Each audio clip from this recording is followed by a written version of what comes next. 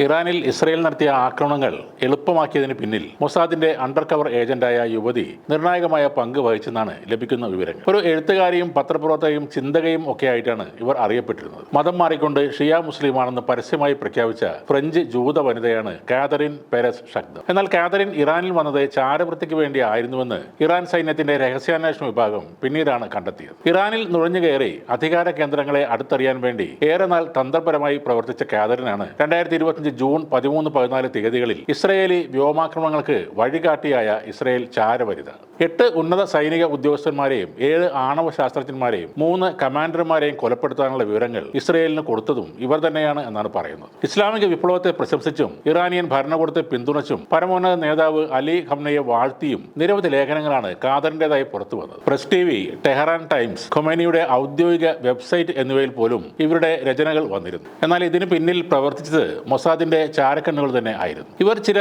ഉന്നത രാഷ്ട്രീയക്കാരുമായും ഉദ്യോഗസ്ഥരുമായും അടുപ്പം സ്ഥാപിച്ചെടുത്തു. ജേർണലിസ്റ്റ് റിസർച്ച് എന്ന പേരിൽ തന്ത്രപ്രധാനമായ പല പ്രദേശങ്ങളും സന്ദർശിച്ചു. എന്നാൽ പിടിയിലാകും മുന്നേ ഇവർ ഇറാനിൽ നിന്നും രക്ഷപ്പെടുകയും ചെയ്തു. ഈ ചാരവനിത ഇറാനിൽ വന്ന ശേഷം അവർ ഷിയ വിഭാഗത്തിലേക്ക് മതം മാറി. ഇറാന്റെ മികച്ച സുരക്ഷാ ഏജൻസികളെ പോലും കബളിപ്പിച്ച് കാര്യം സാധിച്ച അവർ പെട്ടെന്ന് ഒരു ദിവസം കാണാതാവുകയായിരുന്നു. ഇസ്ലാം മതം അറിയാനും പഠിക്കാനും വളരെ താല്പര്യമുള്ള വ്യക്തിയായാണ് കാതറിൻ എല്ലായിടത്തും സ്വയം അവതരിപ്പിച്ചത്. ഷിയ മുസ്ലിമായി മാറിയ അവർ പതിയെ ഇറാൻ സർക്കാർ ഉദ്യോഗസ്ഥരുടെ ഭാര്യമാരുമായി കൂട്ടുകൂടി. അവർക്ക് കാലക്രമേണ കാതറിന് വലിയ വിശ്വാസമായി. അവരുടെ വീടുകളിൽ അതീവ സുരക്ഷയുള്ള സ്ഥലങ്ങളിൽ പോലും കാതറിന് പ്രവേശനം ലഭിച്ചു. സുരക്ഷാ ഏജൻസികൾ സന്ദർശകരെ പരിശോധിക്കുകയും ഫോണുകൾ നോക്കുകയും ചെയ്തെങ്കിലും കാതറിൻ നിശബ്ദമായി ഫോട്ടോകൾ എടുക്കുകയും രഹസ്യ വിവരങ്ങൾ ശേഖരിക്കുകയും ചെയ്തിരുന്നു. ആണവ കേന്ദ്രങ്ങളുടെയും ആണവ ശാസ്ത്രജ്ഞരുടെയും കമാൻഡർമാരുടെയും എല്ലാ വിവരങ്ങളും നേരിട്ട് മൊസാദിന് എത്തിച്ചു കൊടുത്തു. ഇറാനും ഇസ്രയേലും തമ്മിലുള്ള സംഘർഷം മൂർച്ഛിച്ചതോടെ ഉന്നത ഇറാൻ കമാൻഡർമാർ പലപ്പോഴും സ്ഥലങ്ങൾ മാറിക്കൊണ്ടിരുന്നു. പക്ഷേ ആ സ്ഥലങ്ങളെല്ലാം ഇസ്രയേലിന് കൃത്യമായി കാതറിൻ പറഞ്ഞു കൊടുത്തിരുന്നു. അതോടെ കൃത്യമായ ആക്രമണത്തിലൂടെ ഇവരെ കൊലപ്പെടുത്താനും ഇസ്രയേലിന് കഴിഞ്ഞു. ഫ്രാൻസിലെ ജൂത കുടുംബത്തിൽ ജനിച്ച കാതറിൻ സൈക്കോളജിയിൽ ലണ്ടൻ സർവകലാശാലയിൽ നിന്ന് ബിരുദം നേടിയ ആളാണ്. ധനകാര്യത്തിലും കമ്മ്യൂണിക്കേഷനിലും PGയും നേടിയിട്ടുണ്ട്. ലണ്ടനിൽ പഠിക്കുമ്പോൾ